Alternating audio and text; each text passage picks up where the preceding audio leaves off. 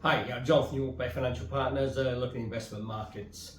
Pretty good report coming out of the US on the latest inflation data on the CPI.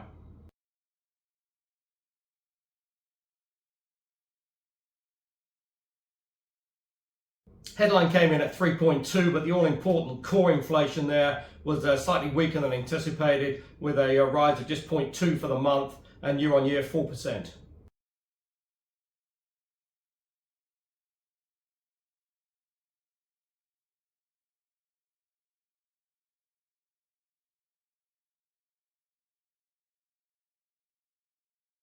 Now that hasn't been below 4% since May 2021.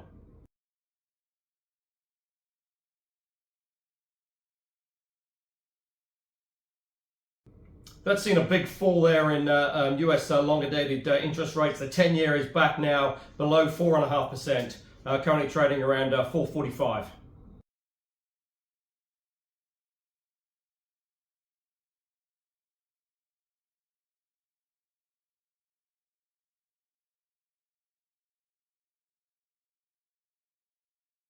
And the 2 years backed off now to 4.83.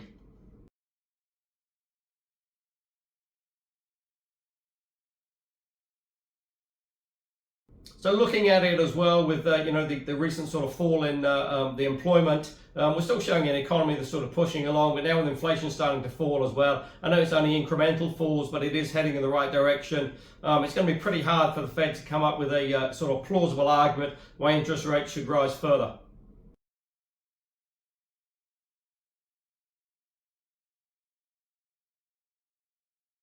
Given this data, you would say the Fed is now on hold. So that target rate of 525 to 550, is that now the peak in US interest rates?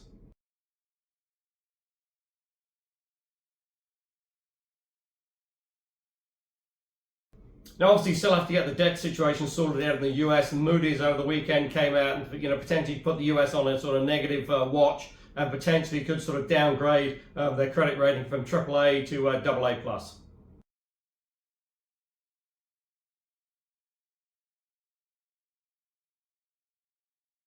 But certainly equities seem to have liked this number. The Dow currently is up around sort of 450 points. And, really, if you look at it over the last sort of 5 to 6 days, US indices are now up sort of close on 5 to 6%.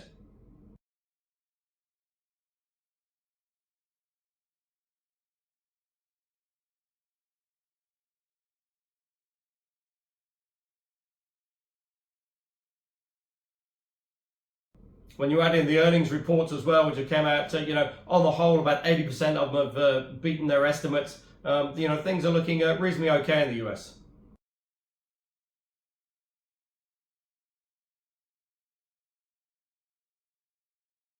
Now, also a big week as well for President Biden. He's expected to sit down with Xi Jinping from China at the APEC meeting.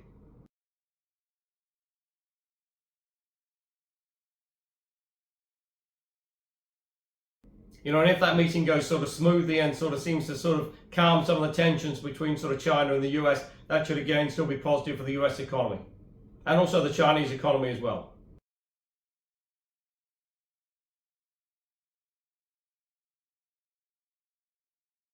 The ongoing saga of the ex-president Trump legal proceedings still continues, and really just becoming a bit of a circus.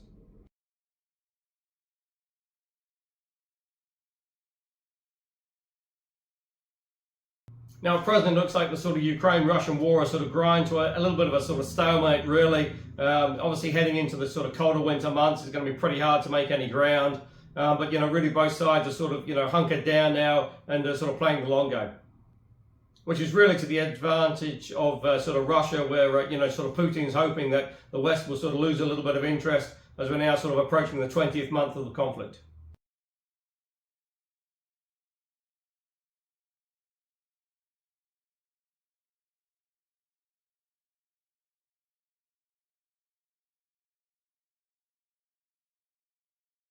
Now, oil has certainly backed off quite aggressively as well. It's currently trading below $80 a barrel, currently around sort of 78.50 and change.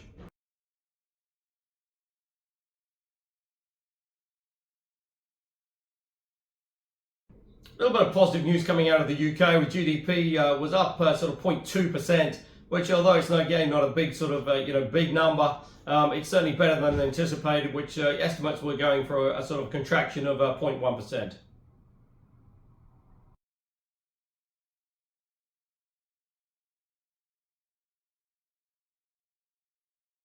Also, as well, some pretty strange sort of news coming out of the UK, where ex-Prime Minister David Cameron has now been reappointed as the Foreign Secretary in Rishi Sunak's sort of cabinet reshuffle. But as he was his sitting MP at the time, he's had to be elevated into the House of Lords, and will now sit in the second chamber of the House of Lords, and is now Lord Cameron, but will still be in the cabinet as the Foreign Secretary.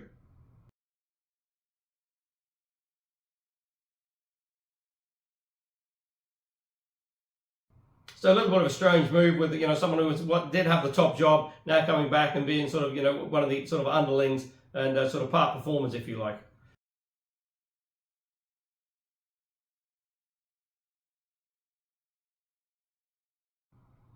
Now in Europe, just waiting to see how bad the winter is going to be, because obviously last sort of winter was really quite mild in sort of comparisons, and that really didn't have too big an impact on the sort of energy crisis that was sort of unveiling at the time.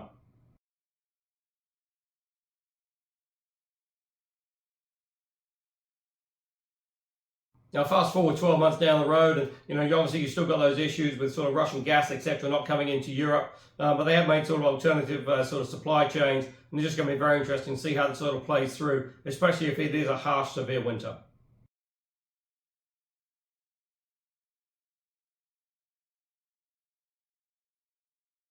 Now in Australia, interesting coming out of the minutes from the latest sort of Reserve Bank meeting that it was a pretty tight call to call the interest rate hike there of 25 basis points.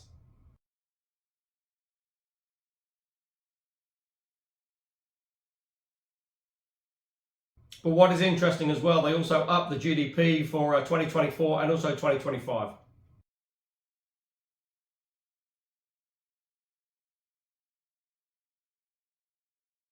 And certainly with energy costs sort of falling around the world, you would expect now to start to see that sort of filtering through into the global inflation data over the next sort of 2 to 3 months.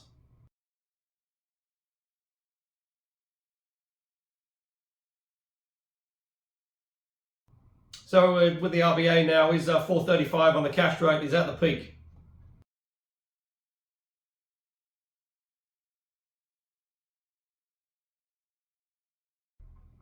Now here in New Zealand, we still haven't got a government formed yet. Just been just over 10 days now since those special votes were counted, and negotiations are still in sort of full throttle, really, trying to get that coalition sorted out.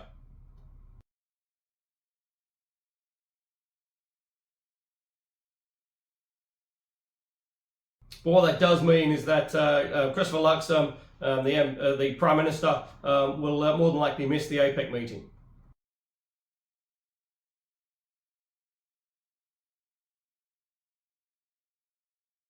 Now, what was quite interesting is that there have been certain signs that the housing market is starting to pick up. For the September quarter, house prices were up around sort of just over 2%.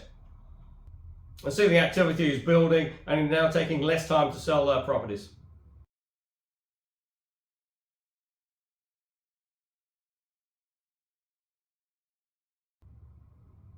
But also as well, more interestingly, about 25% of the properties sold are to first home buyers.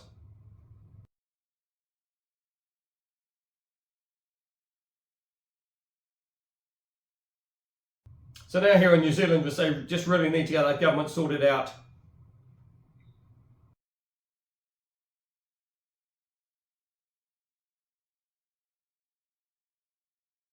But also a little bit of positive news as well. The Coromandel was really hit pretty hard with the sort of weather events earlier in the year. One of the major bridges that was taken out has now been sort of completed ahead of schedule, but also under budget as well. So that will now be open before Christmas. That was expected not to open until sort of end of March.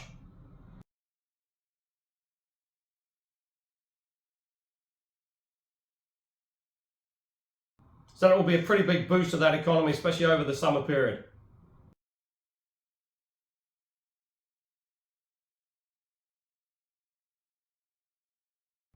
And sort of weather forecasts look like it could be a sort of a long, hot summer, which will also be pretty good news for the New Zealand economy, especially with tourists, etc.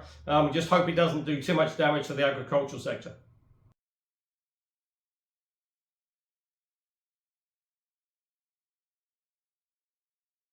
So if you are looking for income options, go to the website www.bayfinancialpartners.co.nz for lots of interesting articles, and we'll look forward to speaking to you soon.